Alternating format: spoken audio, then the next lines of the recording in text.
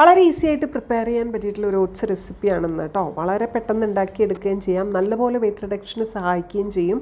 Morning either breakfast ആയിട്ടോ അല്ലെങ്കിൽ ഡിന്നറായിട്ടോ നിങ്ങൾക്ക് എടുക്കാവുന്നതാണ്.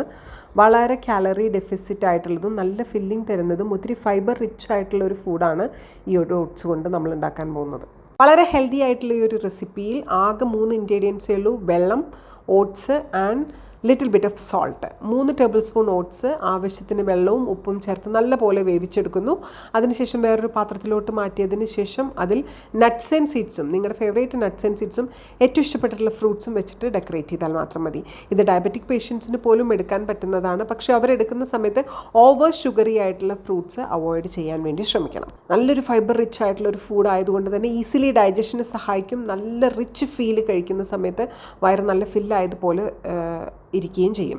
നിങ്ങൾക്കിത് ബ്രേക്ക്ഫാസ്റ്റ് ആയിട്ടോ ഡിന്നറായിട്ടോ എടുക്കാവുന്നതാണ് വെയിറ്റ് റിഡക്ഷൻ ശ്രമിക്കുന്നവർക്ക്. അപ്പോൾ ഈ ഒരു റെസിപ്പി നിങ്ങൾക്ക് ഇഷ്ടപ്പെട്ടിട്ടുണ്ടെങ്കിൽ ലൈക്ക്, ഷെയർ ആൻഡ് സബ്സ്ക്രൈബ്. അടുത്ത വീഡിയോ ആയിട്ട് വരാം. Thank you and love you.